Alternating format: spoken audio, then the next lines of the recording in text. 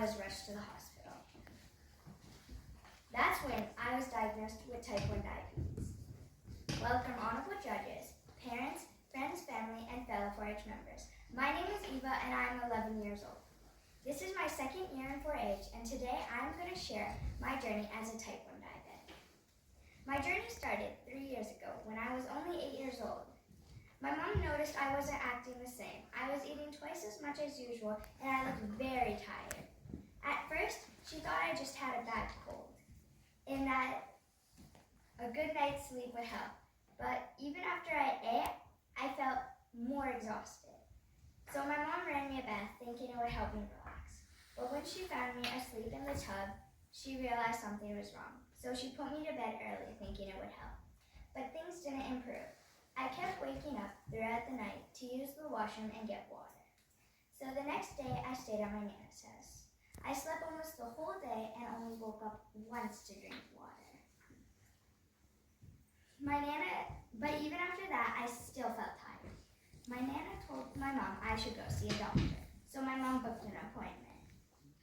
I don't remember much from the doctor's office, except that everything was blurry and red and blue lights were flashing in every direction. That's because one of the doctors had called an ambulance to come get me. At the hospital, nurses came all night to get my blood. Not once, not twice, but every hour. It was a long night full of needles, beeping machines, and some tears. Later that morning, my mom sat beside me and told me I had type 1 diabetes. I didn't know what that meant at the time, but I remember saying, I don't want type 1 diabetes. Eventually, my dad and big brother made it to the hospital. They brought hugs and kisses and a fluffy white goat stuffy that made me smile. After that, things moved on quickly. Me and my family met with a whole team of diabetic experts. We learned that my pancreas no longer worked and that it never didn't make insulin anymore. So that's why I've been so tired.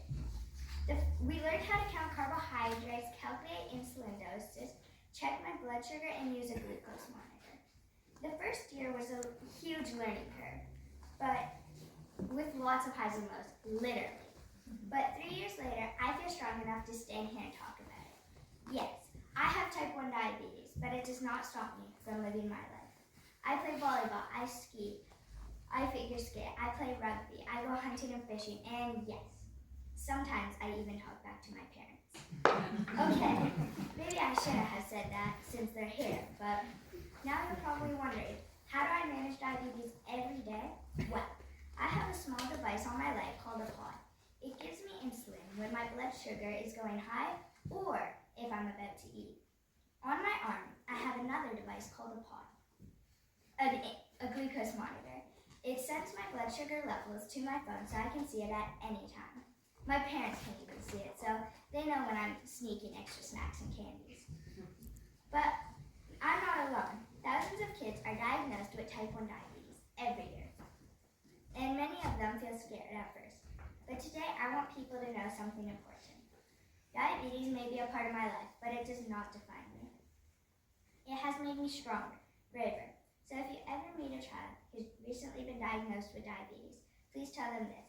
It's okay to feel scared, but also tell them things will get better, things will get easier, and they will still be able to live an amazing life. Thank you for listening to my journey. This is my first year of 4-H and I'm doing marvelous. I used to live in town, but we moved to a farm last summer. The thing I love most about moving to the farm is getting animals. I have 2 dogs.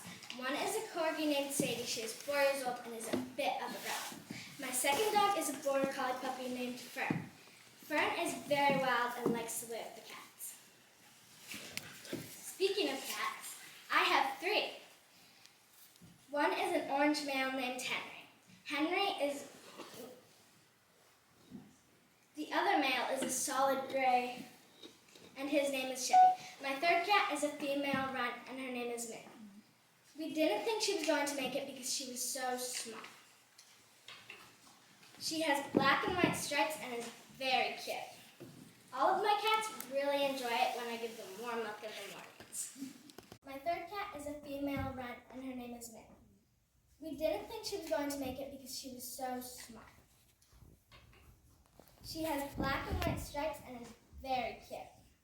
All of my cats really enjoy it when I give them warm milk in the mornings. Bunnies, on the other hand, don't like warm milk, and I have 3. I have 2 Angoras and 1 Flemish Giant that's crossed with a Holland Blossom. Their names are Blossom, Marvin, and Peaches. We are trying to breed Marvin and Blossom so we can sell the babies and get some money. Blossom is the Flemish Giant, and Flemish Giants are really big. Angora rabbits are smaller and really fluffy. My bunnies like to eat pellets, lettuce, cucumbers, and carrots. We've had Blossom and Marvin together, so we are hoping to have kits soon. If you don't know, kits are baby bunnies. As well on the farm, we have 5 Angora goats. Angora goats are a special type of breed. They are very fluffy and cute. They look a lot like sheep. We have 3 females and 2 males. We are going to breed them when they are a bit older. Waiting to breed when they are older makes sure they are healthy and don't have any problems. Also, we are going to shear them and sell their fiber. Goat fiber is called mohair. Most of the goats are white, but we have 1 black one named Cosmos. The goats eat hay in the mornings and evenings. We also feed them a special mineral that gives them all the nutrients they need. They also really enjoy grain, which we use to put them in their shelters at night, but it also helps the fiber grow faster. Our farmhouse was really run down, so we fixed it up a little bit.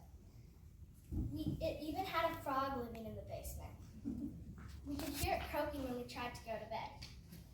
Thankfully, I have a very brave friend named Eva that came to the rescue. She went down and braved the dark, scary basement, scooped up the frog, and released it outside. We also have a pheasant that roams around our farm. My mom really likes him, so she named him Alfred. He has a female friend, so there might be some babies roaming around the farm soon. Moving to farm is a lot more work than living in town, but I really enjoy it. Thank you for listening to my speech about my new life on the farm.